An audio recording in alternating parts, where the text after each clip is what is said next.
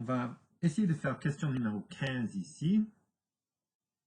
Alors, c'est une balle de soccer et on va frapper la balle de soccer. Et voilà l'équation qu'il faut savoir. D'accord? Alors, c'est la première chose que je vais écrire. Négatif 0.25 d-20 à la 2 plus 10. Alors, la première question, c'est quelle est la hauteur maximale atteinte par ce ballon? Alors, pour répondre à cette question, chaque fois que tu vois le mot maximal, il faut trouver le sommet. Alors, qu'est-ce que c'est le sommet ici? C'est 20,10. Le 20 représente le x et dans ce cas, le x, c'est la distance. Et qu'est-ce que c'est k? K, ça représente la hauteur. Mais n'oubliez pas que ça, c'est vertical. Alors, si je le mets sur un graphique, vous allez avoir quelque chose comme ça. Et le point qui est le sommet, c'est 20 et puis 10. Alors, je vais ici, 20, et puis je vais ici par 10. Alors, qu'est-ce que c'est la hauteur maximale? Alors, ça, c'est le voyage parabolique de la balle de soccer. Boum. On le frappe, ça c'est le point le plus haut. Alors, qu'est-ce que c'est la hauteur le plus haut? Ça se code pour K, ce qui est 10 mètres. Alors, il n'y a rien calculé ici. La réponse est déjà là. La réponse est K. Ça, c'est la hauteur maximale. Ça, c'est la valeur maximale. Alors, n'oubliez pas que c'est toujours Y est égal à K. Pour question B, lorsque le ballon atteint sa hauteur maximale, à quelle distance horizontale se trouve-t-il de la personne qui l'a frappé? Encore une fois, on a la hauteur maximale, c'est K. C'est ici le 10. Et on veut savoir la distance quand c'est 10. Alors, quand la balle atteint cette hauteur de 10, qu'est-ce que c'est la distance horizontale? La réponse est déjà là, c'est 20 mètres. Alors, c'est x est égal à h. Alors, tout ça, c'est tout simplement le sommet HK.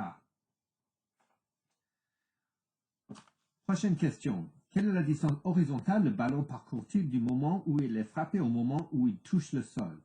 Alors, pour question C, quand ça dit touche le sol,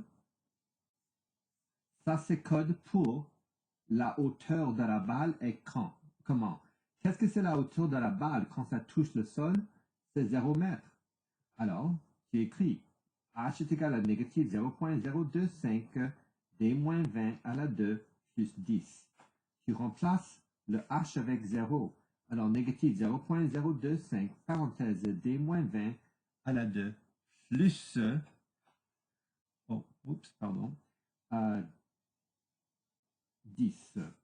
Pardon, j'ai remarqué que tu ne pouvais pas voir cette partie-là. Alors, ça c'est avec h et k. Donc, OK. Alors, ensuite, on utilise SAMD. Alors, ça, c'est moins 10, c'est égal à négatif 0.025 d-20 à la 2 plus 10. La prochaine chose qu'on doit faire, pardon, il n'y a pas plus de 10 parce que je l'ai mis à l'autre côté. Maintenant, je dois diviser. Alors, c'est moins 10 divisé par moins 0.025 et puis d-20 à la 2. Alors, qu'est-ce que c'est 10? Alors, tu prends ta calculatrice et tu vas faire 10 divisé par 0.025. Alors, ça va être 400 est égal à d-20 à la 2. Je prends la racine carrée de 400 et ça c'est d-20. Ça c'est plus ou moins 20 est égal à d-20. Alors, plus ou moins 20 plus 20 est égal à d. Alors, tu vas avoir deux réponses. Tu vas avoir deux réponses parce que quand tu prends la racine carrée de quelque chose, c'est plus ou moins. Alors, plus 20, c'est d est égal à 40 mètres ou d est égal à négatif 20 plus 20, 0 mètres. Alors, la question te demande